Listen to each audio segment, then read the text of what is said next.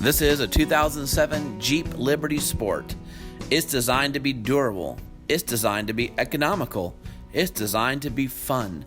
And that's how it's been used over the last 118,000 miles. It's finished in Arctic white. The accents of color have been added over the years. This Jeep has taken its owner on journeys as far as the Great Smoky Mountains of Tennessee, as well as numerous campsites and beaches along the way. It has creature comforts like air conditioning, a 6-speaker stereo, and a CB radio. Yes, a 40-channel CB radio to talk to you with your other trucker friends. Breaker, good buddy. The feature its owner likes most is its 104 cubic feet of storage space. He uses every square inch of it to haul his drum sets to gigs around town. Today, we'll spend time on the road with Kevin Siegel and learn what drum beat he marches to on Christians and Cars Getting Coffee. Good morning, Blake. What's up, Kevin? It's good to see you. Good to see you, buddy. Doing good? Yeah, it's been a good day so far. Nice and sunny outside. Oh, yeah. So, Kevin, man, I'm so glad we could get together and hang out. Look forward to getting some coffee. Ready to go get some coffee? Yes, Blake, I am ready to get a cup of coffee. I could use a cup of coffee. I really could, man. too. Oh, man. I skipped my energy drinks and everything. Hey, you gotta sacrifice sometimes Yeah, for the good stuff. For the good stuff. Oh, man. They do movies in the park sometimes here. Have you ever done that here? No, I know that they've been doing that for a long time, but I've never actually made it to one. I mean, neither. That's a pretty cool deal. That's awesome, man. Well, I got to get a little place we're going to get coffee today called Black Crow. Okay. Go check it out. It's kind of back in the old Northeast, so we'll head that direction. I've never been there. Hell, I love downtown St. Pete, man. I do too. It's beautiful. Spent a lot of time down here when I was younger. Nothing looks the same though. All these condos and Changing. Change is good though. Yeah. So Kevin, you got yourself here as a Jeep Liberty, 2007, right? Yes. 2007 Jeep Liberty. Tell me what about this car, man. Tell me what do you like to do in this thing, man? I like to do quite a bit. I'll use it to haul my drum set around. I see that. I think you got your drumsticks ready at any moment. I like that. That's for when I'm sitting in traffic. This is my, So you use really drumsticks to do that. Most guys just use their fingers. All right, I guess that's how you can tell a real drummer. That's awesome. Whenever I have time and I can get away from work, I'll go camping. I'll load up camping. I'll bring my dogs. And I like to go to the beach. Road trips, huh? Road trips, That's awesome. How far away have you been in this thing? How far along a road trip? A couple years ago, I went to Gatlinburg, Tennessee. Oh, nice. Drove through the Smoky Mountains. That's beautiful, man. I love that area. Oh. So beautiful, isn't it? Oh, it is so beautiful. I couldn't figure out why I kept going downhill so fast, but I wasn't used to having the overdrive button because this car is it's so fancy for me. I'm used to old cars. so, You CB work? Sometimes. Awesome, man. See if anyone's out there. I don't know what they're saying. Yeah, you know what? In my experience, CBs, you never know what you're going to hear. You have a CB handle? I like to be called Sunshine Man. Nice.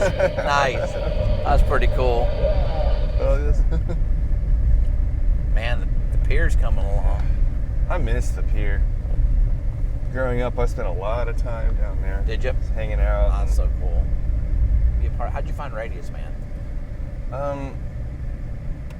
Through a family friend who actually attended Radius.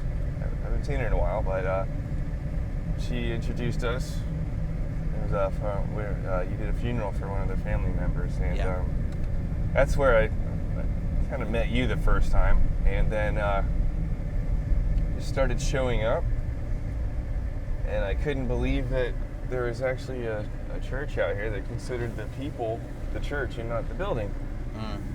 So that was one of my hardest things about going back to church, because I'd walked away when I was much younger. That's one thing that got me about Radius, is like your heart for this city. It's like, I grew up here. This is my town. Yeah. So I'm like, yes. Yeah. Someone gets it too. We love St. Pete. Kevin, I'm so glad that God woke you up before and you knew you could come to a place that was going to love you, man. So I'm glad you've been here, man. Just seeing God move in your life has been awesome since then. Here's our coffee place. Let's find a place to park. Okay. No park. No park. No park.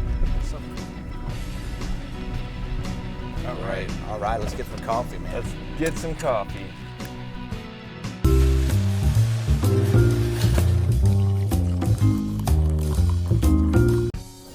Kevin, thanks, man. Thanks for coming and hanging out with us, getting some coffee and getting us to check out your car, man. It's a great car. I love it. It's very blue collar, very salt of the earth.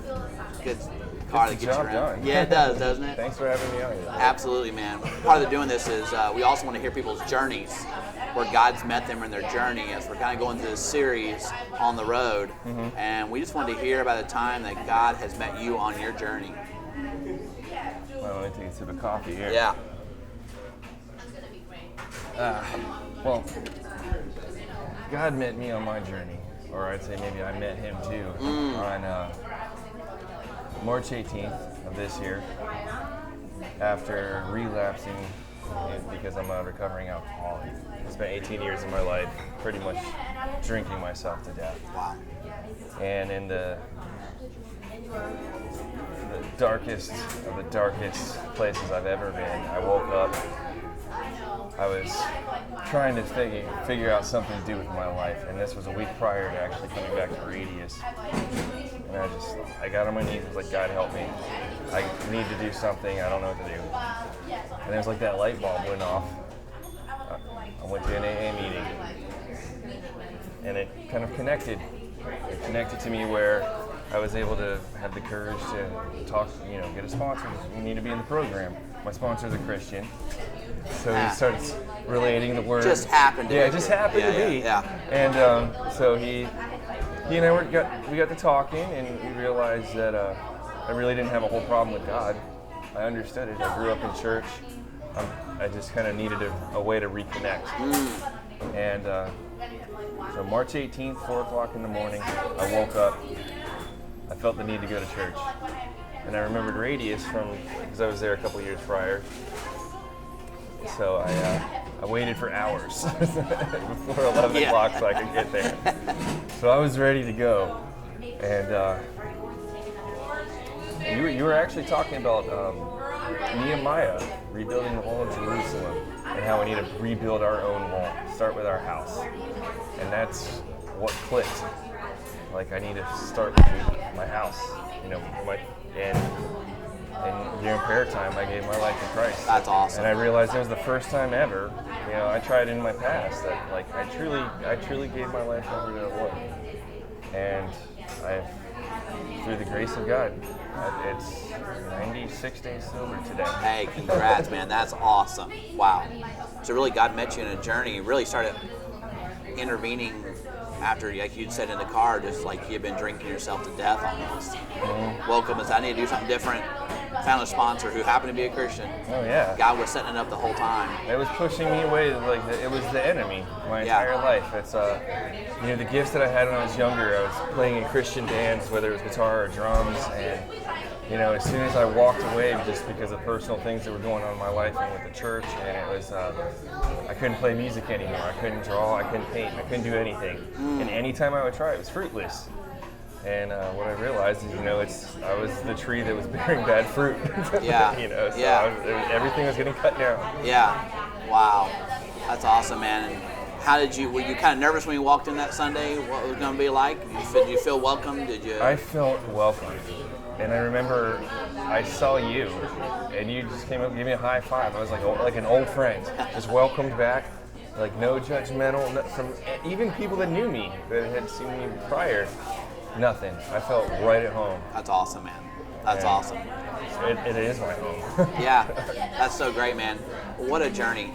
God's still walking with this path of sobriety, which is so cool, man. Thank you for sharing this story. We believe that God meets us wherever we're at. He'll seek us out. Even if it's 4 o'clock in the morning, he's gonna come. He's gonna come knocking, right? Because he loves you. Wake up. Yeah.